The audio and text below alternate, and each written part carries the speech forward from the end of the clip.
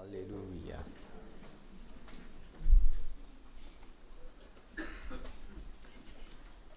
Nous allons clore le chapitre de la rédemption ce soir. Ceux qui font partie de la grande famille des ouvriers ont reçu un mail, n'est-ce pas? Donc, si vous avez préparé des questions, nous allons y répondre. Nous allons conclure le sujet de la rédemption totale. Après, nous allons procéder à la réponse des questions par la grâce de Dieu. Je rappelle que nous sommes toujours dans le cadre de notre étude sur les 9 grâces, n'est-ce pas? 9 grâces excellentes de la nouvelle création en Christ. La première grâce était laquelle? L'expiation. La deuxième, et nous parlons de la rédemption. Nous allons passer après cette séance à la phase de prière pour permettre au Saint-Esprit d'arroser encore et encore ce qu'il nous a donné, n'est-ce pas? C'est très important. Et après, nous entamerons la 4e grâce, la rémission. Dans le cadre de la rédemption, nous avons vu 5 sujets. La rédemption, le cadeau éternel de la rédemption, le but le plus profond de la rédemption éternelle, la rédemption et la victoire dans l'adversité, et la rédemption totale. Est-ce que j'ai oublié un titre? J'ai oublié un sujet? Ok. Alors, pour conclure le chapitre de la rédemption, nous allons lire des passages sans commentaire. Romains chapitre 3, versets 23 à 25.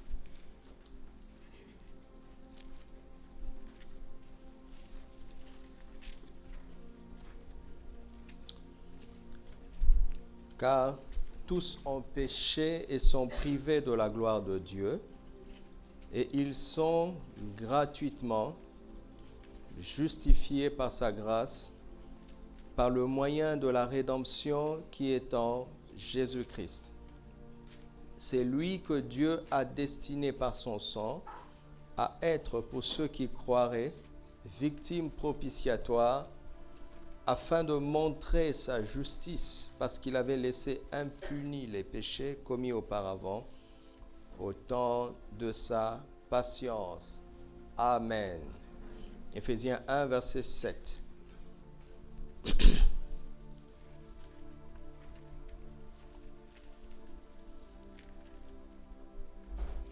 En lui, c'est-à-dire en Christ, nous avons la rédemption par son sang. En Christ, nous avons la rédemption par son sang. Exode 3, 21 à 23.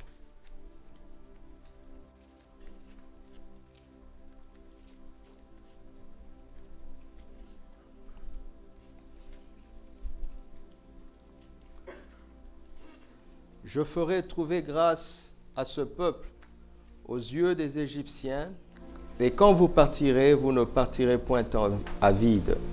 Chaque femme demandera à sa voisine et à celle qui demeure dans sa maison des vases d'argent, des vases d'or et des vêtements que vous mettrez sur vos fils et vos filles, et vous dépouillerez les Égyptiens.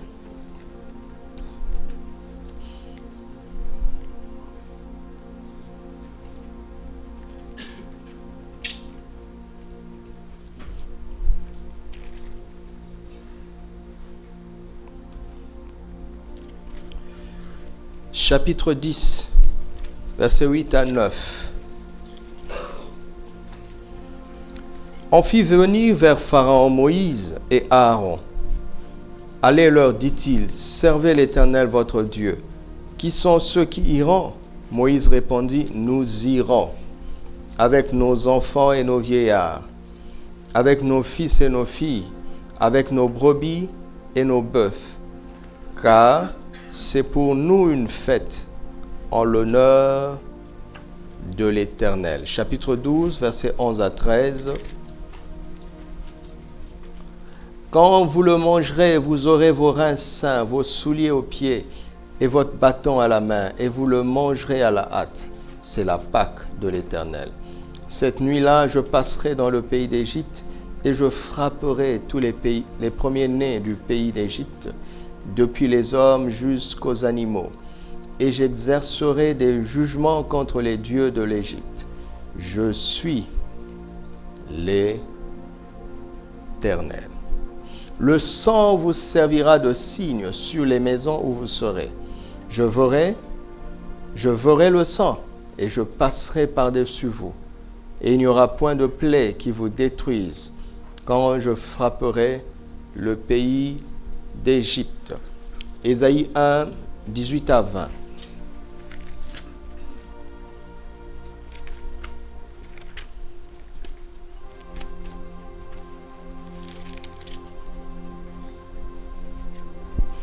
Venez et plaidons, dit l'Éternel. Si vos péchés sont comme le cramoisi, ils deviendront blancs comme la neige. S'ils sont rouges comme la pourpre, ils deviendront comme la laine. Si vous avez de la bonne volonté et si vous êtes docile, vous mangerez les meilleures productions du pays. Mais si vous résistez et si vous êtes rebelles, vous serez dévorés par le glaive, car la bouche de l'Éternel a parlé. Chapitre 3, 10 à 11. Dites que le juste prospérera, car il jouira du fruit de ses œuvres. Malheur au méchant, il sera dans l'infortune, car il recueillera le produit de ses mains. Amen. Alors, nous avons vu dans le cadre de la rédemption totale que Pharaon était un grand négociateur, n'est-ce pas? Et il voulait grignoter un petit peu de la part que Dieu voulait racheter en ce qui concerne son peuple qui était captif dans son pays. Donc, il y a eu un combat de questions et réponses, et Pharaon a donné 7 réponses à Moïse. La toute première était non, n'est-ce pas? La deuxième était oui, mais rester dans le pays. Quel pays? L'Égypte. Mais l'Égypte était le pays de la servitude, le pays de la souffrance, le pays de l'oppression, et le pays de douleur. Alléluia. Amen. C'est ça que le diable veut. À défaut de pouvoir nous empêcher de croire en Jésus et de croire en la puissance de son sang, en l'évangile de la croix, il peut nous dire, ok, c'est bon, mais restez quand même dans le pays. Ce n'est pas un pays physique pour ce qui nous concerne, vous le savez, n'est-ce pas? Mais il voudrait que, même si nous sommes rachetés par le sang, mais que nous ne puissions pas bénéficier de toutes les grâces, les cadeaux que la rédemption éternelle de Christ nous a déjà accordés à la croix. Car là-bas, Jésus a dit, tout est accompli. Et l'ignorance de l'évangile fait que nous n'expérimentons pas. L'expérience de la rédemption n'est pas totale. Notre expérience est partielle. Tous ici, tels que nous sommes assis ici, à commencer par moi jusqu'à vous tous, nous avons reçu une rédemption totale en esprit. Mais l'expérience est encore partielle. Alléluia. Et si tu ne le sais pas, L'ignorance fera que l'ennemi peut te garder dans un pays de servitude. Il peut te garder dans un pays de souffrance. Il peut te garder dans un pays d'oppression. Il peut te garder dans un pays de douleur. Je refuse ces 4 choses dans ma vie au nom de Jésus. Comprenez-moi très bien. Nous ne cherchons pas à faire quoi que ce soit pour atteindre ces choses, car l'œuvre de Christ est déjà achevée et elle est parfaite. Nous avons la rédemption par son sang. Nous avons la rédemption totale par son sang. Et la validité de cette rédemption n'est pas annuelle comme ce fut le cas d'Israël. Mais sa validité est comment? Éternelle et permanente dès maintenant. Maintenant, nous devons forcer les choses par la foi afin que notre expérience de la rédemption soit totale. Depuis Jean-Baptiste jusqu'à aujourd'hui, le royaume de Dieu est forcé. Et ce sont les violents qui s'en emparent, refusent la servitude, refusent la souffrance, refusent l'oppression, refusent les douleurs. Savez-vous qu'on peut te conforter dans la servitude, dans la souffrance, dans l'oppression ou dans les douleurs par l'évangile? Est-ce que vous savez ça? Vous savez qu'il y a des gens qui prêchent l'endurance dans la souffrance, partant des versets bibliques. C'est parce que le Seigneur a promis. Alléluia.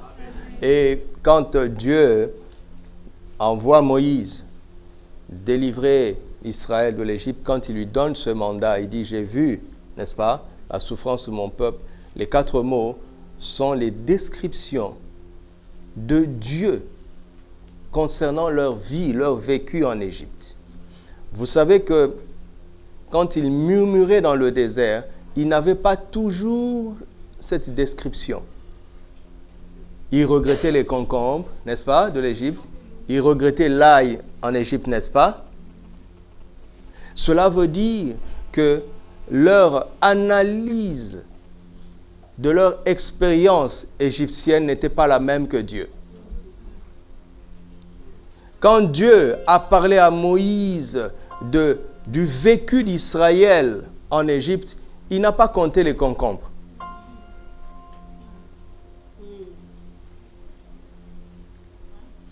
Et je ne vais pas en parler parce que je suis en train de faire un résumé pour répondre aux questions. Dieu est tellement fort que, allez relire ça, vous allez voir qu'il veut les délivrer de 4 choses pour les emmener, de 4 choses mauvaises, pour les emmener dans 4 bonnes choses. Alléluia. Dans un pays vaste où coule le lait et le miel, et ainsi de suite. Lisez attentivement, vous allez voir que Dieu avait une réponse, une bonne réponse à chaque cri de souffrance. Alléluia. Papa, notre Dieu est comme ça. Il ne veut pas que tu sois esclave. Il ne veut pas que tu sois dans la souffrance. Il ne veut pas que tu sois opprimé. Il ne veut pas que tu croupisses sous la douleur. Dieu ne veut pas ça. Et Christ est mort pour ça. Alléluia. Alors ne fais pas chômer la solution que Christ a déjà rendue disponible à la croix. Donc, Pharaon a commencé à dire oui, mais en négociant. Ensuite, la 3e réponse, ça ne marche plus. C'est oui, mais n'allez pas loin, hors du pays. Exode 8, verset 24. Pourquoi? Parce qu'il veut garder le contrôle. Et moi, je regrette de voir des chrétiens qui ne veulent pas aller loin avec le Seigneur. Je trouve ça vraiment, c'est un tel gâchis, quoi. Des chrétiens qui veulent rester sur le rivage. Quand il a commencé avec Pierre, il lui a dit « avance en eau profonde ». La pêche miraculeuse se trouve en eau profonde. Alléluia. Ne te contente pas du fait que Jésus soit entré dans la barque de ta vie. Il veut que tu te détaches du rivage et que tu avances en eau profonde. Alléluia. Donc, Christ nous a rachetés du monde. Ce n'est pas pour que nous restions un peu près de ce monde. Non, il veut que nous allions loin, que nous explorions les profondeurs de son royaume. Je parle de la vie ici sur terre. Il veut que nous allions loin dans l'évangile. Alléluia. Je souffre de voir combien de problèmes arrivent aux chrétiens parce qu'ils ont cru en Christ, mais ils ne veulent pas se détacher de la mentalité du monde. J'ai eu une longue conversation téléphonique avec un homme d'un certain âge qui a beaucoup de problèmes avec ses enfants. Comme il m'est arrivé de lui parler de l'évangile, il m'a contacté. Et ce matin, nous avons parlé longtemps. Vous voyez, monsieur, le monsieur est chrétien et il parle à un pasteur, mais à chaque phrase, c'est ponctué toujours. Mais nous, dans notre tradition, nous, dans notre village, nous, je dis, mais monsieur, ou vous êtes chrétien, ou vous ne l'êtes pas. Il dit, mais j'ai trouvé cette solution parce que dans notre village, j'ai dit, mais justement, ta solution, elle peut être humainement bonne, elle peut être moralement bonne. Si elle s'oppose au principe de Dieu, tu peux être sûr que ta solution d'aujourd'hui va devenir un problème demain. Voilà le réflexe quand nous avons affaire à des problèmes concrets. Le réflexe, c'est de recourir à la mentalité du monde, à nos traditions. Tu es dans le royaume. Vous m'entendez? Il ne s'agit pas de tout jeter, mais il faut toujours filtrer. Cette habitude, qu'est-ce que la Bible dit de cette habitude? Qu'est-ce que la Bible dit de cette solution? Si tout le monde dans ton village est d'accord avec ça, et que cela est contraire aux évangiles, ne prends pas ce chemin. La solution humaine d'aujourd'hui va devenir un grand problème demain. J'ai pris 2 heures, heureusement qu'il y a 2 heures pour lui expliquer que les problèmes d'aujourd'hui sont en fait des choses qu'il a provoquées lui-même en prenant de décisions en tant que chrétien sans être inspiré par la parole de Dieu. Et vous allez chercher des démons et des liens. Non. Si tu laisses la poubelle dans ta maison, dans 3 jours, il y aura des cafards.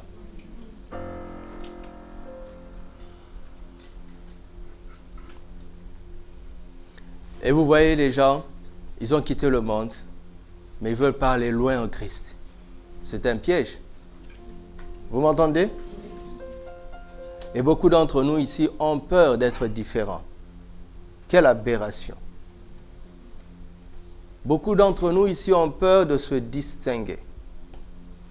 Mais vous avez honte de l'évangile, c'est ça le problème.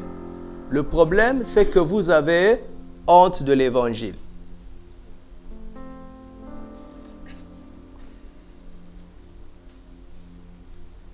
Il ne faut pas avoir honte de l'évangile. Alléluia. Alors dis à ton frère, mon ami, Christ t'a racheté du monde. Alors éloigne-toi franchement du monde. Et ouvertement.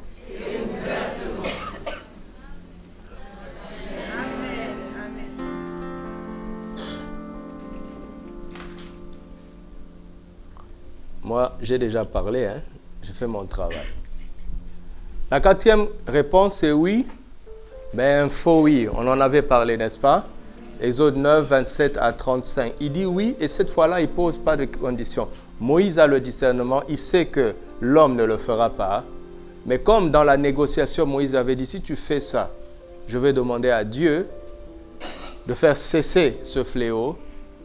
Bien que sachant que Pharaon ne tiendra pas sa parole, Moïse, quant à lui, a tenu sa part.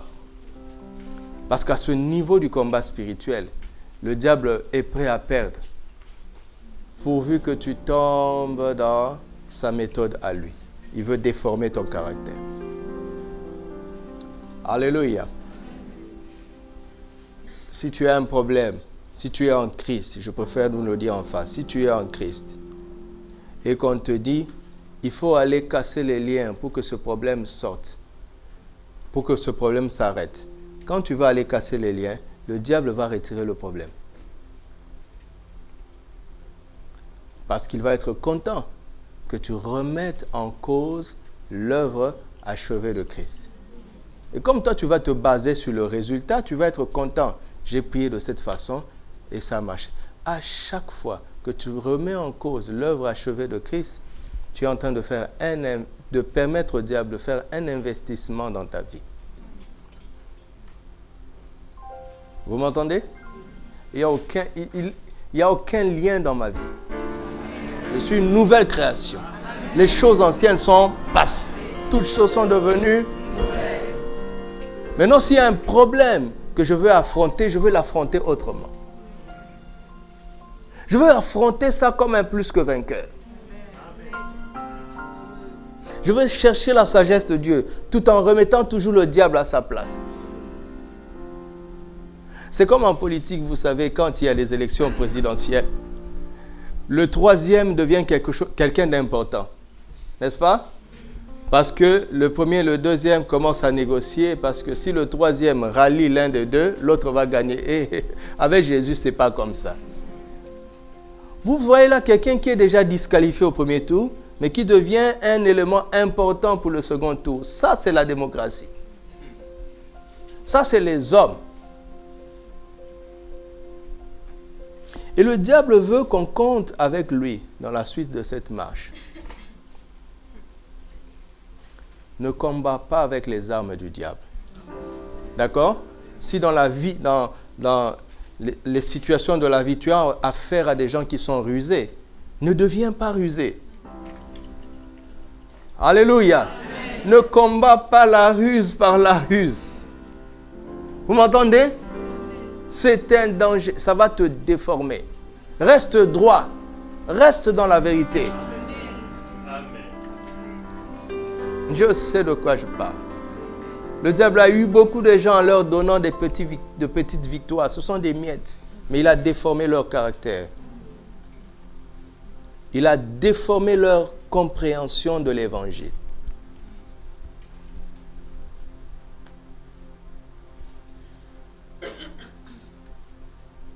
Abraham avait ce problème. Demi-mensonge, demi-vérité. Il s'en sortait quand même. Mais vous savez tous les problèmes que cela a engendré. Dieu, lui, il reste bon, il reste fidèle. Il avait dit qu'il te bénirait, il continue de bénir. Mais tes méthodes, là, tes bricolages peuvent devenir un problème demain. Reste droit, d'accord? Si ça tarde, attends. Ok? Alors, la cinquième réponse, c'est oui, mais seulement les hommes. Exode 10, 7 à 11. Je vous ai expliqué comment nous sommes les hommes, nous, n'est-ce pas? Nous sommes trop orgueilleux pour penser. Nous confondons notre position de chef, qui est une grâce, à la position de Dieu.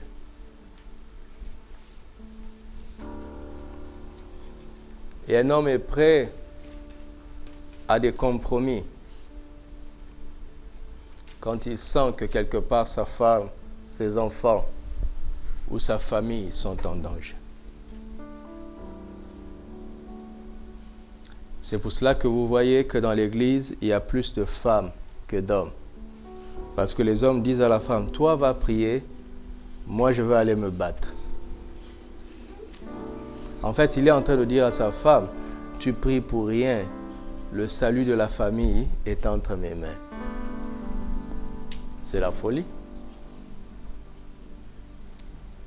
C'est la folie. Donc chaque homme doit harmoniser sa foi avec sa femme Et le couple doit faire quoi? Transmettre leur foi à leurs enfants. Et la famille doit faire quoi? Témoigner de leur foi au dehors. Écoutez, quand il y a un besoin dans la famille, le premier réflexe d'abord, c'est d'affirmer votre confiance en Dieu. Ne cherchez pas d'abord la solution. L'affirmation de la confiance est plus importante que la solution. Parce qu'il y a d'autres moyens de trouver la solution. N'est-ce pas? On peut se passer de Dieu pour trouver certaines solutions. Affirmez d'abord votre confiance en Dieu. Mes frères qui sont mariés, si vous sentez que dans cette situation difficile, la femme est fragile, ne courez pas d'abord pour chercher la solution. Harmonisez votre foi. Alléluia. Dites aux enfants que si nous mourons, avec la foi, nous irons au ciel. Oh, vous m'entendez? Vous savez que quand le Seigneur leur a donné des cailles, la Bible dit que la viande était encore dans leur bouche, que le feu est sorti et a commencé à les décimer. Tu peux aller tout droit en enfer avec un ventre plein, ou tout droit au ciel avec un ventre vide. Amen. Amen. Il faut commencer par là. Il faut commencer par dire à Dieu, s'il faut que je meure sans solution, j'accepte, pourvu que ma confiance en toi reste intacte. Maintenant, tu attends 5 minutes. Si tu vois qu'après 5 minutes, tu ne meurs pas, tu dis à Dieu, bon, comme tu ne veux pas me prendre,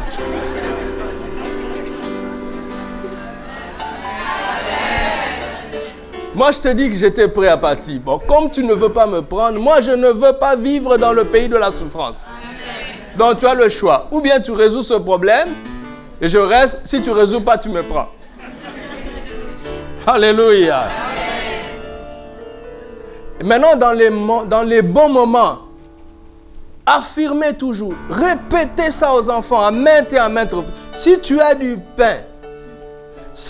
pain, mon enfant, ce n'est pas parce que papa travaille. Je connais des gens qui travaillent et qui n'ont pas de pain.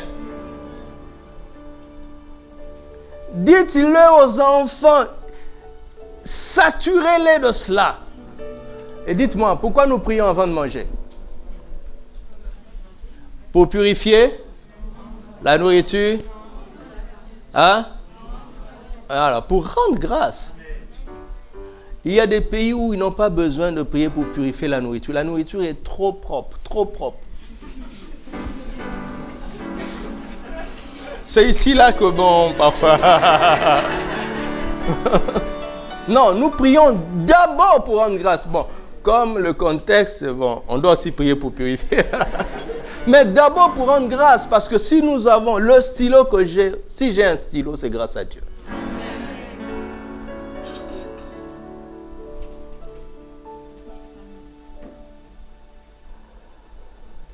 Ne laissez pas vos enfants se tromper. Ne laissez pas vos enfants compter sur vous. Quelle illusion. Alléluia. Donc c'est ce qu'il faut faire. Alors, mes sœurs, arrêtez de trop discuter avec vos maris. Arrêtez de faire la guerre des versets bibliques. D'accord? Et mes frères, arrêtez d'être des dictateurs.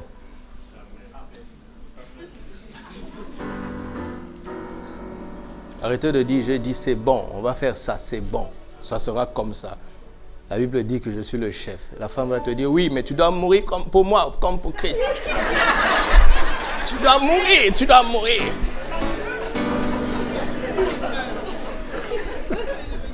Et le mari dit, si je meurs, tu vas devenir veuve. Il dit, c'est pas grave. Et là, c'est fini. Il n'y a plus rien à faire.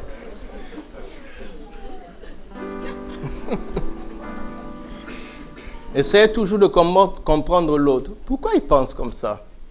Pourquoi il pense que pour lui, la solution, ce serait comme ça? Pourquoi? Moi, je pense que c'est comme ça. Pourquoi? Commencez d'abord par comprendre l'autre. Vous voyez deux facettes de la même solution. Alléluia. Et si vous ne vous entendez pas, ne cachez... Ma soeur, si vous ne vous comprenez pas, va l'accuser. Viens l'accuser chez moi. Tu m'entends? Et dites Amen. Amen. Viens l'accuser.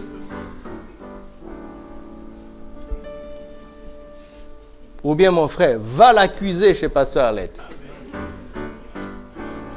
Ne soyez pas complice alors que vous êtes en train, vous allez dans la ruine.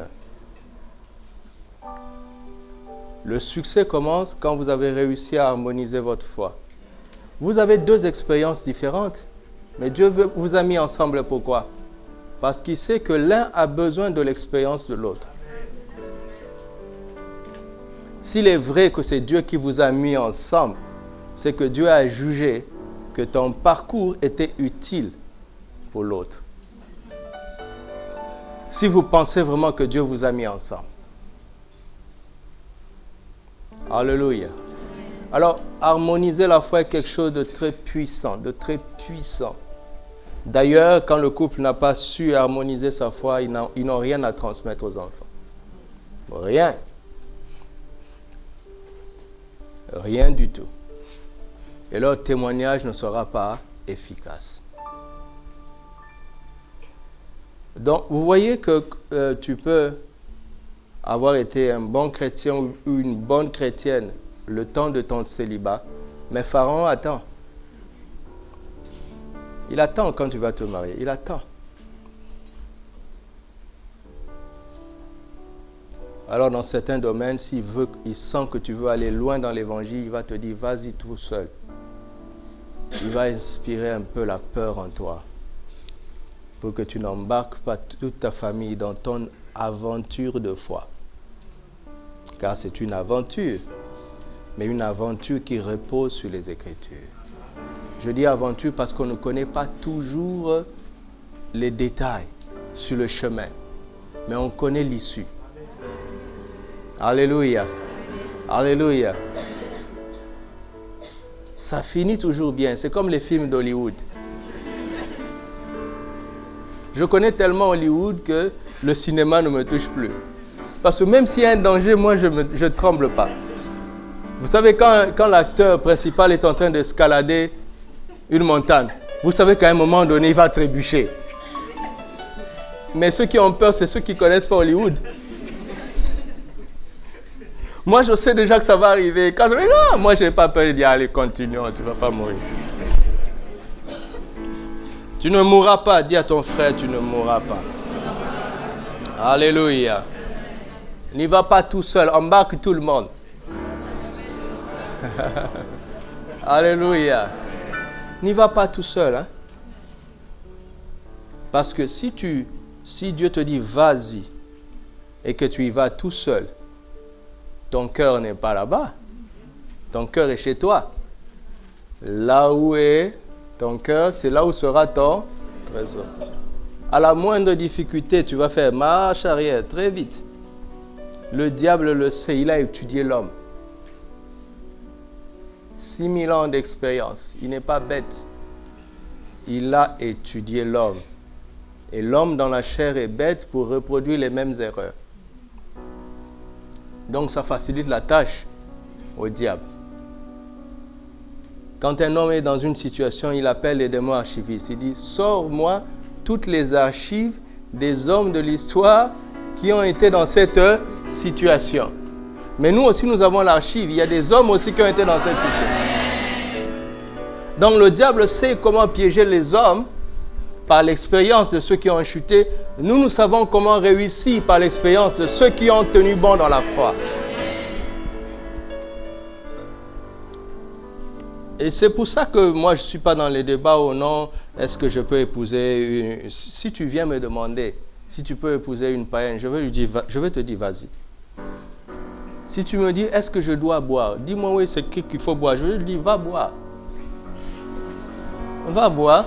Si tu me dis, mais où est-ce que c'est écrit qu'il ne faut jamais fumer dans la Bible? Je veux te dire, va fumer. Dans 6 ans, rendez-vous en pneumatologie.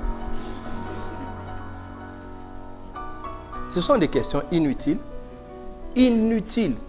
Parce qu'un frère ou une sœur peut être dans l'église et ne pas comprendre la foi du tout. Ne pas avoir une bonne relation avec le Seigneur. Ce n'est pas une affaire de catholiques, de musulmans, de protestants. Ce n'est pas ça. La vie chrétienne, ce n'est pas ça. Quelle relation il a avec le Seigneur? Et qu'est-ce qu'il pense ou qu'elle pense que Dieu attend de lui? Est-ce que ça se rencontre avec ce que tu crois? C'est comme ça que ça fonctionne. Et évidemment, tu ne peux pas trouver un païen qui partage les mêmes ambitions de Dieu que toi. Ça va de soi. Mais même dans l'église, il y a une seule personne. Tu m'entends? Dans le royaume, il n'y en a pas deux. Il y a une seule personne qui a reçu la face A. Et toi, tu as la face 2. Il n'y en a pas deux. Une pièce de monnaie n'a pas 3 faces.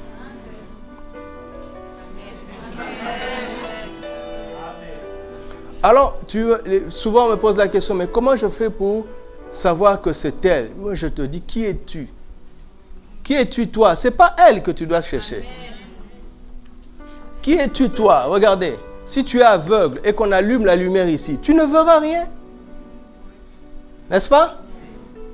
Ce n'est pas la lumière extérieure qui compte. Qu'est-ce que tu sais de toi? Où tu vas? Si tu sais où tu vas, je te promets qu'il y a un seul ou une seule qui va là-bas. Vous ne croyez pas? Laissez-vous conduire par les beaux yeux. Courage. Écoutez-moi, la vie est difficile. Le diable nous déteste. Sur la route, il y aura forcément, pour tout le monde, un jour, il y aura un temps très difficile. Une situation telle que seule la foi peut vous aider. Vous m'entendez? La vie est difficile. Nous sommes dans le monde. Nous ne sommes pas de ce monde. Le monde ne nous aime pas. Le diable nous déteste. Il tend des pièges tous les jours. Un jour, chaque couple, chaque famille va affronter une situation terrible. Ça arrive à toutes les familles sans exception. Si vous n'avez pas la foi, vous allez sombrer.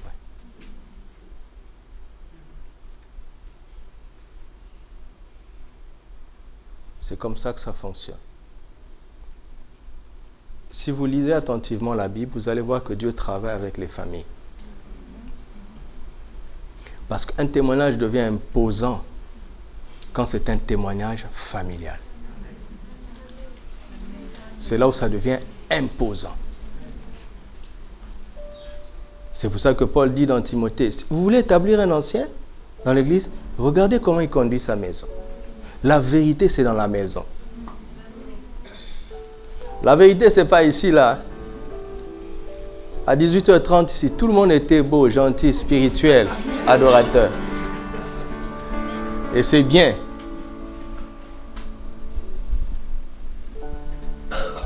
Alléluia. Mon frère, ma soeur, arrêtez de vous disputer. Vous n'êtes pas des adversaires. D'accord? Ma soeur, ton mari n'est pas ton ennemi. Même quand il a mal agi, au fond de lui, il ne veut pas te faire du mal. Sinon, il ne t'aurait pas épousé. Et inversement, ma soeur, incompréhension ne veut pas dire inimitié. On commence d'abord par comprendre l'autre. Mais pourquoi tu penses comme ça? Il me paraît évident qu'on devrait aller à gauche. Mais pourquoi toi tu penses qu'on doit aller à droite? Je veux comprendre. Explique-moi. Je veux comprendre. Et l'autre aussi explique. Et vous complétez. Alléluia. Et les enfants sont heureux quand papa et maman s'entendent. Ça se sent dans l'atmosphère. Ça les stabilise, ça les équilibre. Chaque personne a besoin des deux pour être équilibrée. Chaque personne. Dieu ne se trompe pas. Hein. Il sait pourquoi il a donné un papa et une maman. Il sait ça. Donc s'il a manqué une maman, écoute-moi. Si tu es orphelin quelque part, ou bien si tu as eu un parent, que ce soit un papa ou une maman qui a été défaillant, écoute, Dieu sait que quelque chose a manqué.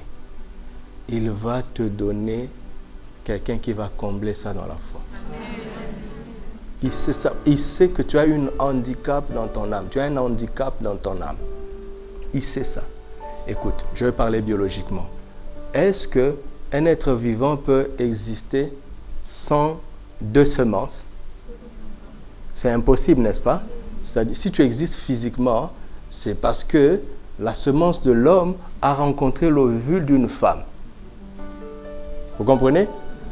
Même si ils ne t'ont pas élevé ensemble, mais il fallait le concours de deux, d'un homme et d'une femme, pour que tu existes biologiquement. Vous m'entendez? Maintenant, pour que tu existes émotionnellement, il faut la semence émotionnelle d'un homme et la semence émotionnelle d'une femme. Si ça a manqué, tu seras handicapé émotionnellement quelque part. Et dans le parcours de la foi, après avoir sauvé ton esprit, Dieu veut restaurer ton âme. Sur la route, il pourvoira. Si tu n'as pas eu un bon papa, il pourvoira. C'est parce que tes yeux ne voient pas. Il y a quelqu'un qui peut faire office de parent, de papa, émotionnellement ou intellectuellement. Alors sois humble. Moi, je suis heureux aujourd'hui parce que mes parents sont dans la foi. Mais mon père est en vie. Mais j'ai grandi sans papa. Mon père était absent. Vous avez l'impression que je suis déséquilibré? Non. Christ a comblé ça sur la route. Il m'a donné des papas. Pourquoi? Parce que j'étais construit seulement par l'amour maternel. Il m'a manqué l'amour paternel. Mais je vous promets, je l'ai eu. Je ne l'ai pas eu seulement en priant entre Dieu et moi. Non. Il y a des hommes physiques de chair qui me donnent ça, qui m'ont donné ça. Donc, au-delà du problème entre ton père ou ta mère, au-delà de tous ces manques, si tu comprends ça, tu ne vas plus en vouloir les hommes. C'est le diable qui est derrière. Il veut que tu quittes l'Égypte, mais que tu manques quelque chose. Parce qu'il sait que si tu as un handicap émotionnel ou intellectuel quelque part, il sait sur quel bouton appuyer. À un moment donné, prie comme tu veux, prie comme tu veux. À un moment donné, il va appuyer ce bouton-là. Mais la rédemption est totale.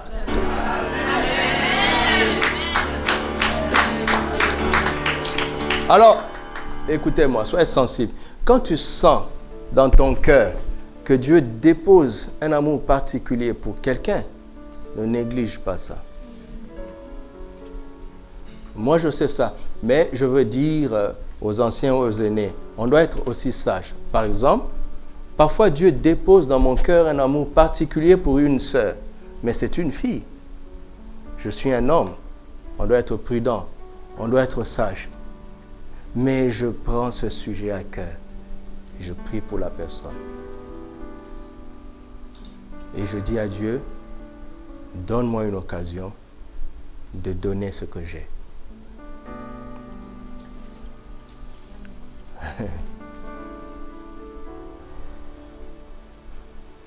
Vous m'entendez? Il ne faut pas seulement réussir professionnellement en ayant de l'argent. Si tu es déséquilibré émotionnellement, tu seras un mauvais chef, un mauvais riche. Et tu feras du tort avec la bénédiction de Dieu. Vous m'entendez? Alléluia. Amen. Voilà, c'est ça. Le diable connaît ces choses-là.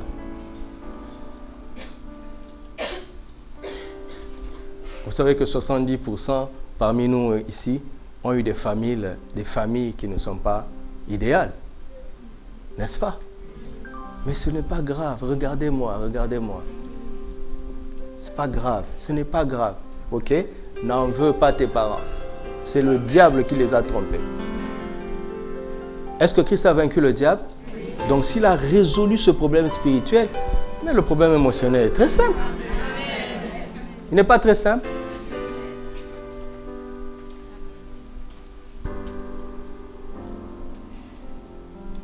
Alléluia. Maintenant, quand nous comprenons ça, vous voyez combien nos enfants seront bénis. Nos enfants vont grandir dans des familles harmonieuses. Donc, ils auront un héritage meilleur que le nôtre. Et le monde ira mieux. Est-ce que vous savez que le monde ira mieux?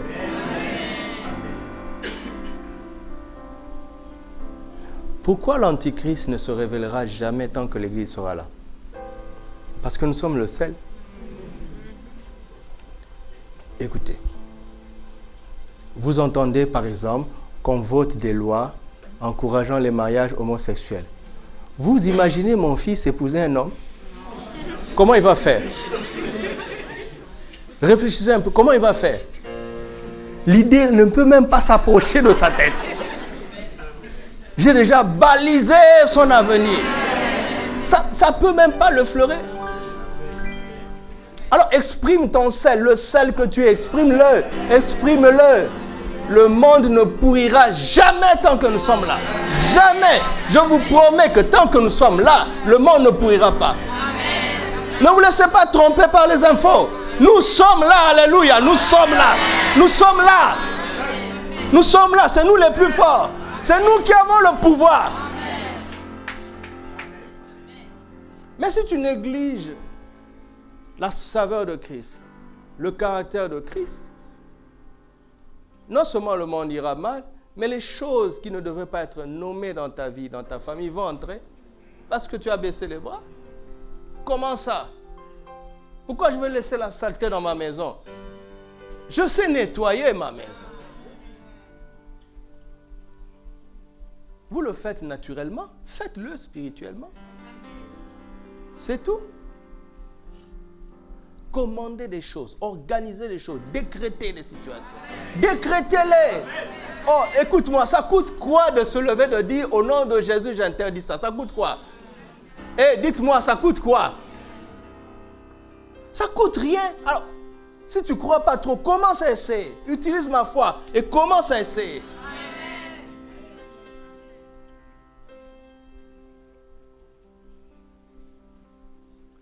Il faut que notre expérience de la rédemption soit totale. Totale. Laissez les hommes faire ce qu'ils veulent. Mais nous allons régner. Nous allons décider. Alléluia. Quelqu'un doit combler quelqu'un d'autre. Ici dans l'église. Mais faites-le avec sagesse. D'accord? Faites-le avec sagesse. Faites-le en obéissant à Dieu. On n'est pas des anges. N'est-ce pas? Je suis le premier à vous prêcher que nous sommes des esprits. Mais nous avons une âme.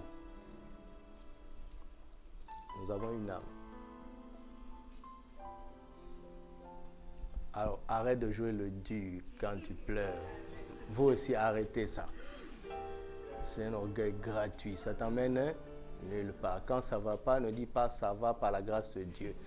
La grâce de Dieu n'est pas aussi faible que ça. Dis, je ne sais pas comment utiliser la grâce de Dieu dans cette situation. Franchement, ça ne va pas. Mais je sais que par la grâce de Dieu, je ne resterai pas là. Là, tu demandes conseil. C'est gratuit, n'est-ce pas? Non? Vous ne voulez pas, hein? De toute façon, ça nous fait du repos quand vous ne voulez pas. Alléluia. 6e réponse. Oui, mais sans ton troupeau. Donc, on va lire parce qu'on n'avait pas lu. Exode 10, 24 à 19.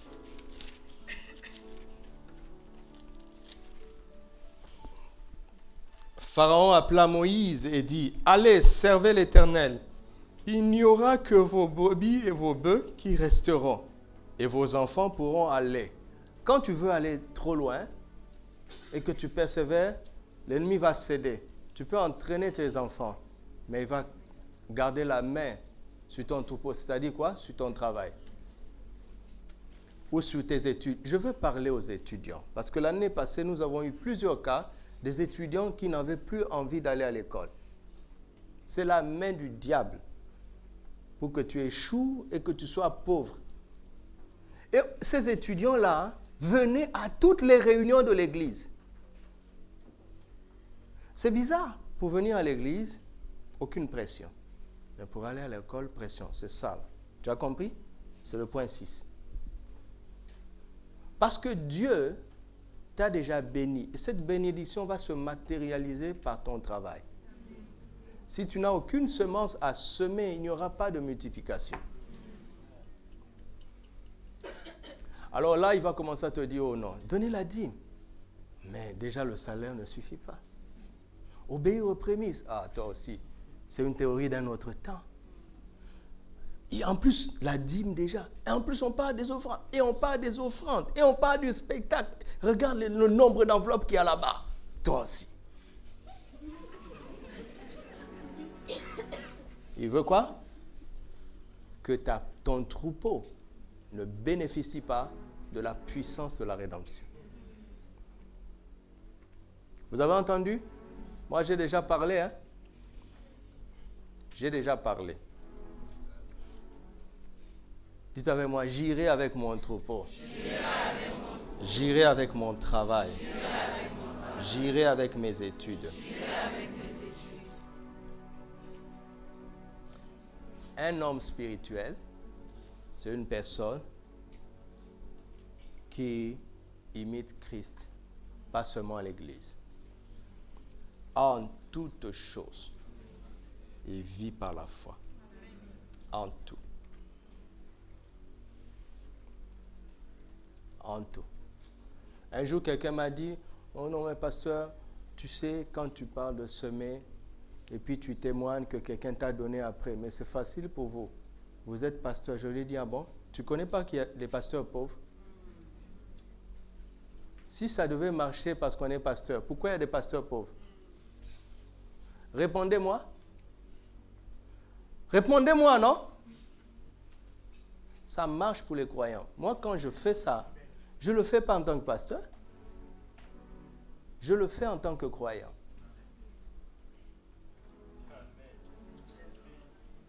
Arrêtez de penser comme ça.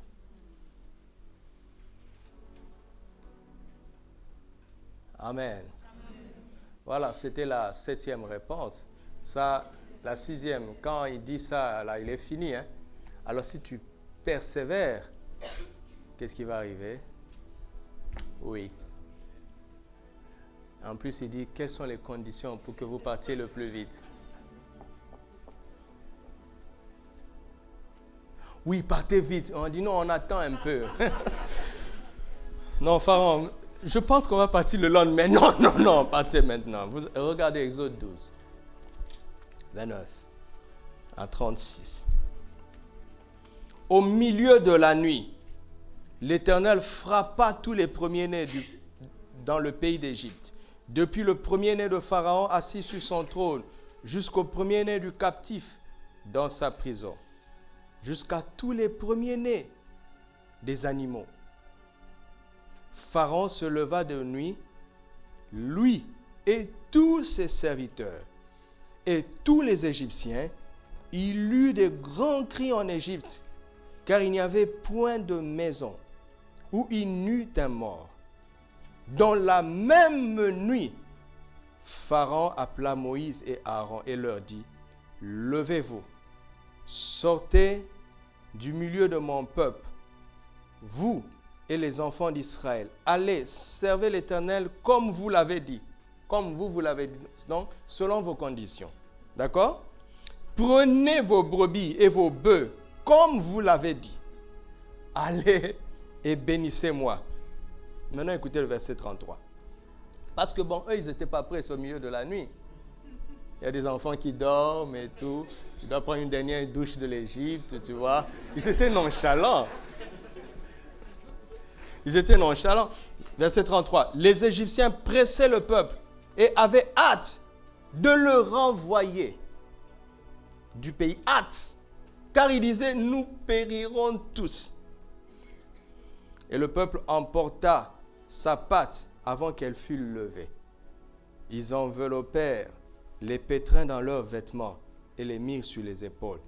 Les enfants d'Israël firent ce que Moïse avait dit. Et ils demandèrent aux Égyptiens des vases d'argent, des vases d'or. Ils sont en train de poser des conditions.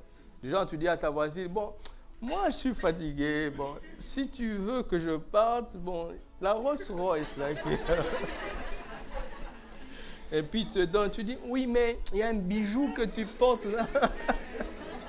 Sinon, je vais rester 30 minutes. Waouh!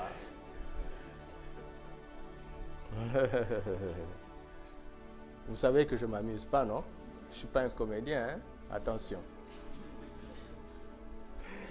L'Éternel fit trouver grâce au peuple, aux yeux des Égyptiens, qui se rendirent à leur demande.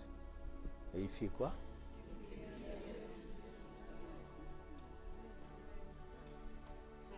C'est à prendre ou à laisser. Que votre expérience sur la rédemption soit totale au nom de Jésus. Que votre expérience sur la rédemption soit totale au nom de Jésus. Par l'œuvre achevée de Christ, entrez en possession de tout ce que Christ a racheté pour vous au prix de son sang.